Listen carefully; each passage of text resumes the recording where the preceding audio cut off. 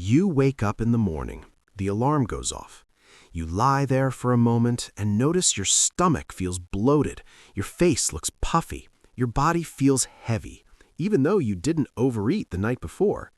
You haven't eaten anything yet. You haven't exercised. By common logic, your body should be burning fat right now, but it isn't. Here's the truth.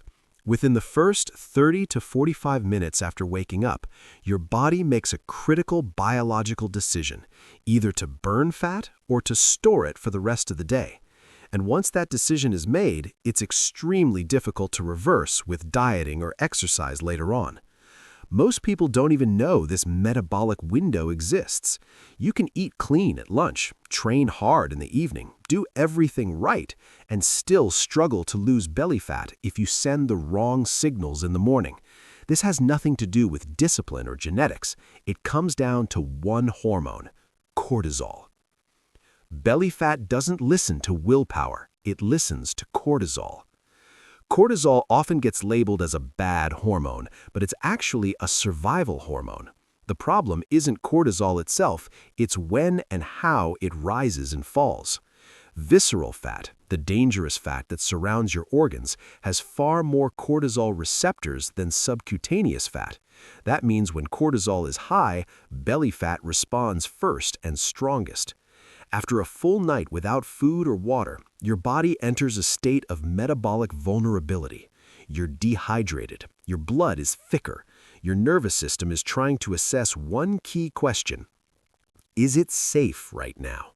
If the answer is no, your body shifts into defense mode. Fat burning shuts down, fat storage enzymes activate, and energy is conserved at all costs. Once this switch flips in the morning, it stays flipped all day. You can run, lift, or eat fewer calories, but your body will resist burning belly fat.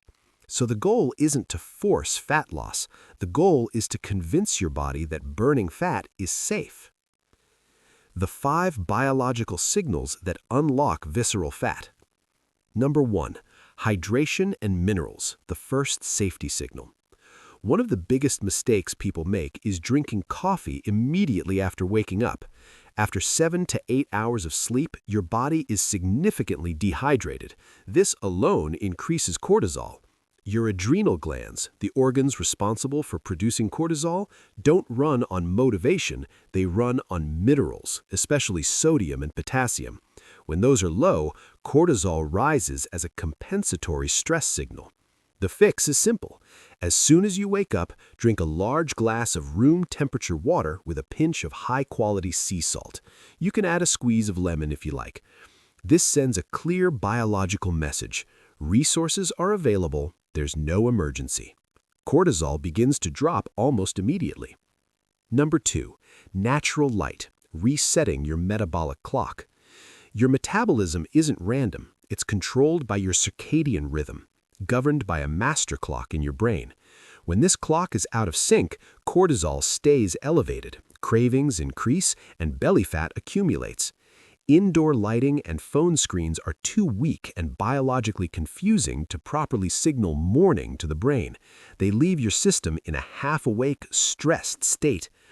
Just 5 to 10 minutes of natural sunlight exposure without sunglasses provides a signal many times stronger than artificial light.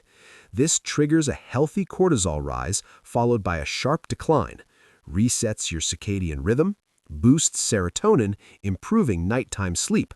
A properly timed morning equals better sleep at night equals stable hormones equals easier fat loss. Number 3, delaying caffeine. The 90-minute rule. Caffeine isn't the enemy. Timing is everything. During sleep, your brain accumulates adenosine, a chemical that creates sleep pressure.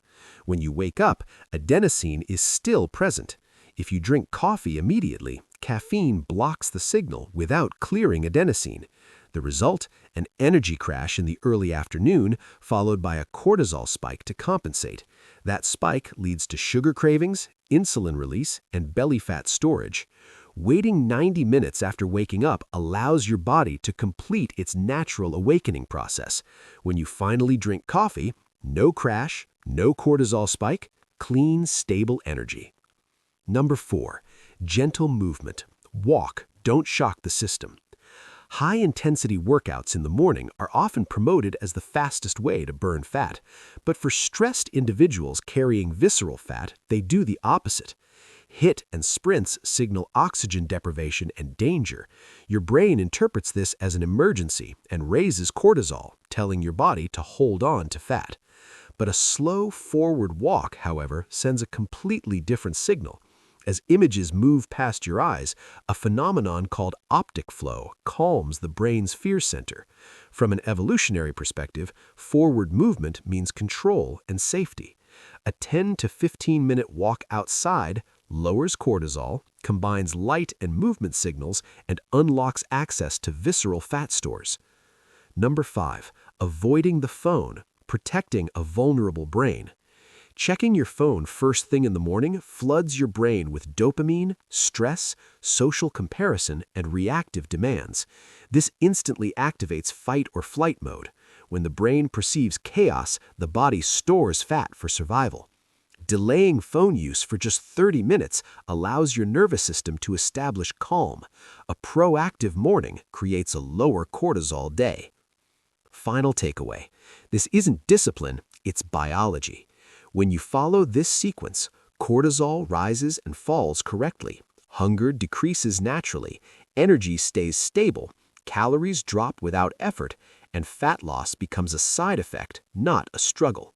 Your body isn't broken, it's doing exactly what biology designed it to do. Starting tomorrow morning, you can begin sending the right signals and finally work with your body, not against it.